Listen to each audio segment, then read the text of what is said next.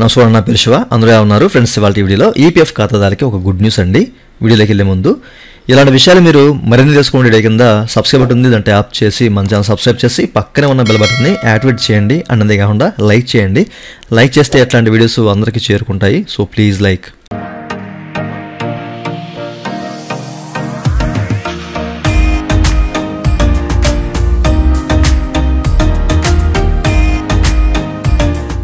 ఇక టాపిక్లోకి వెళ్ళే ముందు ఈపీఎఫ్ సంబంధించిన ఎట్లాంటి క్వైరీ అండ్ ఎట్లాంటి సర్వీస్ కావాలన్నా నన్నైతే కాంటాక్ట్ అవ్వచ్చండి. నా వాట్సాప్ నెంబర్ వీడియో కింద మీకు డిస్క్రిప్షన్లో ప్రొవైడ్ చేస్తాను. ఓకేనా? మన దగ్గర పెయిడ్ సర్వీస్ ఉన్నాయి. సో వాట్సాప్ ద్వారా మాత్రమే నన్నైతే కాంటాక్ట్ అవ్వండి. అయితే ఈ వీడియోలో వచ్చేసరికి అసలు ఈపీఎఫ్ ఖాతాదారులకి వచ్చిన గుడ్ న్యూస్ ఏంటి అంటే కనుక మీరు ఇక్కడ చెక్ చేసుకోవచ్చండి. మనకి 4/12/2024 అంటే నిన్న ఈపీఎఫ్ అనేది ఒక సర్క్యులర్ విడుదల చేస్తుంది అనమాట. ఓకే, లాస్ట్ వీడియోలో మీకు చెప్పానండి ఈఎల్ఐ స్కీమ్ గురించి. ఓకే, అయితే మనకు సబ్జెక్ట్ వచ్చేసరికి UN activation and seeding bank account with Aadhaar for availing the benefits under ELI scheme extension up to అని చెప్పేసి ఒక డేట్ అయితే మెన్షన్ చేశారనమాట. ఇంతకుముందు చెప్పాను మీకు, ఈ ఈఎల్ఐ స్కీమ్ మీకు రావాలంటే కనుక తప్పనిసరిగా యూఎన్ను యాక్టివ్ చేసుకోవాలి అండ్ మీ ఆధార్కి బ్యాంక్ అకౌంట్ సీడ్ చేసుకోవాలన్నమాట. ఓకే, మీ బ్యాంక్ అకౌంట్ని ఆధార్కి సీడ్ చేయాలి. అట్లయితేనే మీ యొక్క ఈఎల్ఐ స్కీమ్ సంబంధించిన అమౌంట్ మీ యొక్క బ్యాంకు ఖాతాలో జమ అవుతాయి అన్నమాట.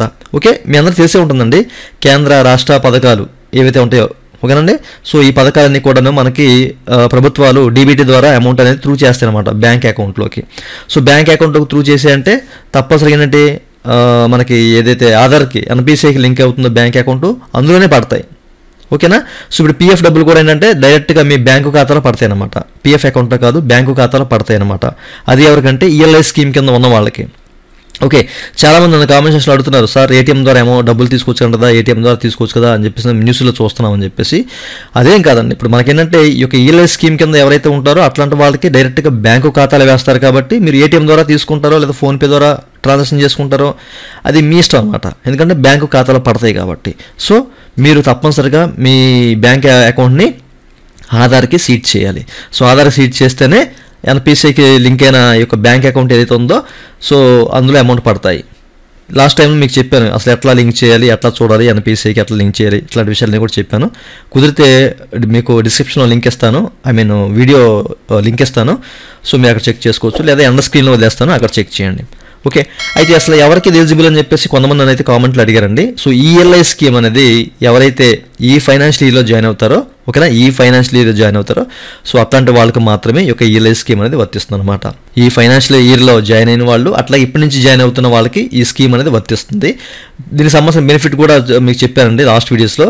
సో మన ఛానల్ చెక్ చేయండి. అయితే ఇప్పుడు మనకి వచ్చిన గుడ్ న్యూస్ ఏంటంటే లెక్క ప్రకారం అసలు ఈ యొక్క యూఎన్ యాక్టివేషన్ అండ్ మన బ్యాంక్ అకౌంట్ ఆధార్ సీడింగ్ అనేవి 30 నవంబర్ 2024 లోపు మీరు చేసుకోవాలని చెప్పేసి ఎంతమంది మనం చెప్పారు. లాస్ట్ వీడియో కూడా మీకు చెప్పాను. ఓకేనా? సో నవంబర్ 30వ తారీఖు వరకు టైం అయితే ఇచ్చారన్నమాట. అయితే ఇప్పుడు చాలామంది అసలు మేము ఇంకా లింక్ చేసుకోలేదు సార్, ఇప్పుడు ఎట్లాగా ఏంటి అని చెప్పేసి నన్ను కొంతమంది అడిగారండి. అయితే ఈపీఎఫ్ఓ కూడా ఏం చేసిందంటే ఈ డేట్ని ఎక్స్టెన్షన్ చేస్తుంది అనమాట. ఇప్పటికి 15/12/2024 అంటే ఈ రోజు నుంచి మనకు 10 రోజుల టైం అయితే ఉందన్నమాట. ఓకేనా? సో ఈ నెల 15వ తారీఖు లోపు మీరు ఏంటంటే మీ యూఎన్ నెంబర్లు యాక్టివ్ చేసుకోవడం కానివ్వండి, లేకపోతే మీ బ్యాంక్ అకౌంట్ ఆధార్ సీడ్ చేయడం, ఇట్లాంటివన్నీ చేయండి. ఓకే, సో చేస్తేనే మీకు కేంద్ర ప్రభుత్వం డీబీటీ ద్వారా మీ బ్యాంక్ అకౌంట్లోకి అమౌంట్ వేస్తుందన్నమాట. ఓకేనా? పీఎఫ్ అకౌంట్కి లింక్ అయిన బ్యాంక్ అకౌంట్ ఇవ్వాలా, లేకపోతే దానికైనా పడతాయా, ఇట్లాంటివి ఏమీ కాదండి. మీ ఆధార్కి ఏదైతే లింక్ అయిందో బ్యాంక్ అకౌంట్ అందులో మీకు అమౌంట్ అయితే పడుతుందన్నమాట. ఓకేనా? సో ఈ విషయాన్ని మీరు గమనించాలి. మ్యాక్సిమం మీరు మీ యొక్క ఈపీఎఫ్ అకౌంట్కి లింక్ అయిన బ్యాంక్ అకౌంట్నే మీరు ఆధార్కి సీడ్ చేయండి. ఓకే, సో ఇదండి. సో మనకేంటంటే ఈ 30 నవంబర్ 2024 వరకు వచ్చిన డెడ్లైన్ని పొడిగిస్తూ 15/12/2024 వరకు ఇచ్చారన్నమాట. ఓకేనా? ఈ మంత్ 15వ తారీఖు వరకు మనకి ఎక్స్టెన్షన్ చేశారు డేటు. ఇది నిజంగా ఈపీఎఫ్ ఖాతాదారికి ఒక గుడ్ న్యూస్ అని చెప్పేసి అనుకోవాలి. ఓకేనా? సో ఎవరైతే ఇంకా యూఎన్ యాక్టివ్ చేసుకోలేదో, ఆధార్కి సీడ్ చేయలేదో బ్యాంక్ అకౌంట్ని అందరూ కూడా త్వరగా చేసుకుంటే మీకు డీబీటీ ద్వారా కేంద్ర ప్రభుత్వం అమౌంట్ అనేది మీ బ్యాంక్ ఖాతాలోకి వస్తుంది. ఆ తర్వాత మీరు ఏటీఎంలోంచి లేకపోతే ఫోన్పే నుంచి మీ ఇష్టమే ఎక్కడి నుంచి తీసుకుంటారో తీసుకోవచ్చు. ఈ స్కీమ్ సంబంధించిన డీటెయిల్స్ మీకు క్లియర్గా చెప్పాను ఇంతకుముందు లాస్ట్ వీడియోలో. మన ఛానల్ చెక్ చేస్తే మీకు తెలుస్తాయి.